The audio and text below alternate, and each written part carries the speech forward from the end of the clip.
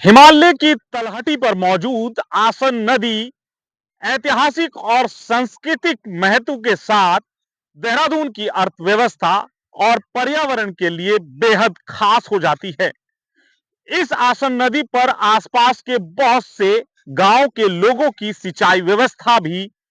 निर्भर है और इस नदी के भीतर हजारों और लाखों की संख्या में जीव जंतु रहते हैं और विदेशी पक्षी भी यहां प्रवास के लिए पहुंचते हैं। तो बेहद खास नदी है और इस नदी की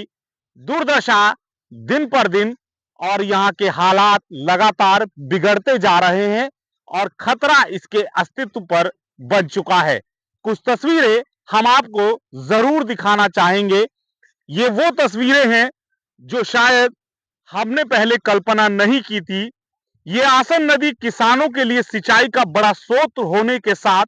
हजारों जीवों और पौधों का घर है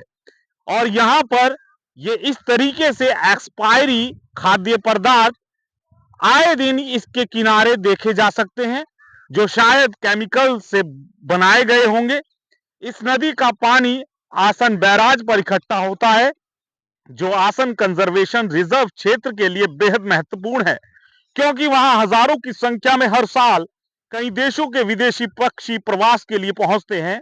आसन नदी पर 1967 में एक बैराज भी बनाया गया था जिसका उद्देश्य सिंचाई और जल विद्युत उत्पादन करना था। एक ऐतिहासिक और महत्वपूर्ण नदी में लगातार लोग इस तरीके की एक्सपायरी चीजों को डालते हैं। खाने पीने की एक्सपायरी चीजें के अलावा दवाइयों को भी डाला जाता है और गंदगी भी इस नदी में धड़ल्ले से बहाई जा रही है। ये तस्वीरें बयां कर रही हैं कि इस आसन नदी के अस्तित्व पर किस तरीके से खतरा बनता जा रहा है और इसका जो अस्तित्व है लगातार खतरे में जाता जा रहा है क्योंकि जो जीव इस नदी के भीतर रहते हैं ये एक्सपायरी चीजें जब इसके भीतर जाती है ये सभी केमिकल से बनाई जाती हैं। ये फ्रूट जूस जो अभी हमें नजर आ रहा है इसमें एक्सपायरी हमने चेक किया, एक्सपायर हो चुका है। केमिकल से बनाए जाते हैं और बहुत सी ऐसी केमिकल्स की चीज इस नदी में आए दिन बहाई जाती है। गंदगी बहुत बड़े पैमाने पर इस नदी में देखी जा सकती है लेकिन जिम्मेदार महकमे, प्रशासन और जो सामाजिक संस्थाएं हैं, वन विभाग है, वो इस और ध्यान नहीं देता। आसन नदी में जिस वक्त हम यहाँ मौजूद हैं दिल्ली और उत्तराखंड और दिल्ली का नेशनल हाईवे के नजदीक हम इस वक्त मौजूद हैं जो हरपटपुर से निकलता है, ठीक उसके सामने हम मौजूद हैं। यहां से ये आसन नदी थोड़ी दूर जाने के बाद आसन कंजर्वेशन रिजर्व जो एरिया है, संरक्षण एरिया है, वहां पर जाकर इसका पानी इकट्ठा होता है और वहां पर वन विभाग ने बहुत सी ऐसी व्यवस्थाएं की हुई है क्योंकि पर्यटन के लिहाज से भी बहुत महत्वपूर्ण है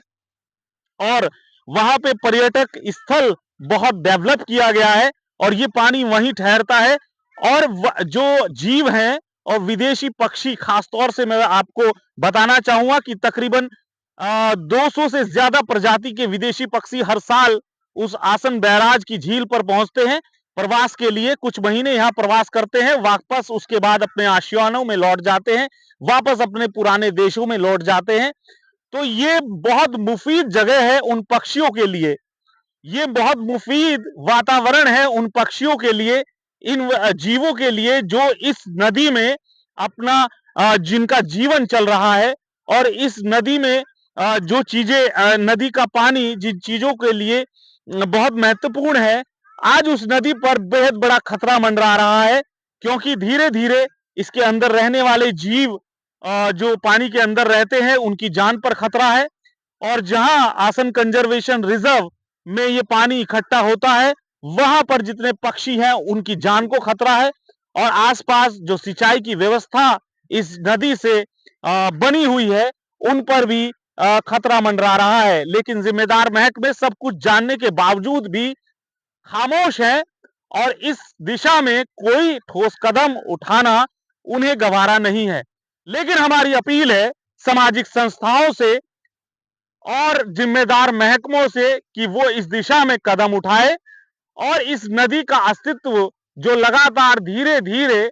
खत्म होने की कगार पर है, इसके इतिहास को इसकी संस्कृति को और इसकी जो महत्व है उसे बचाने में अपना योगदान दें, आगे आएं और आसन नदी के अस्तित्व को बचाएं। इसमें गंदगी, आम लोगों से अपील है कि गंदगी बिल्कुल ना फैलाएं और जिम्मेदार महकमों से यह अपील है कि यहां पर कुछ ऐसी व्यवस्था जरूर हो कि एक्सपायरी चीजें इस तरीके से इस नदी में दिखाई ना दे। समय समय पर इसकी मॉनिटरिंग की जाए ताकि हमारे आने वाली पीढ़ी या भविष्य में हमारे आने वाले जो नस्लें हैं वो लोग इस आसन नदी के इतिहास को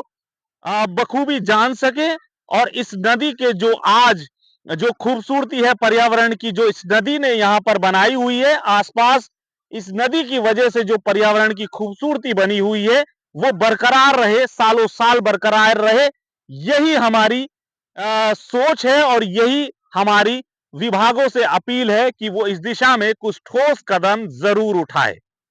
किसी और सफर में किसी और खास मुद्दे के साथ आपसे फिर रूबरू होंगे। तब तक के लिए इजाजत दीजिए।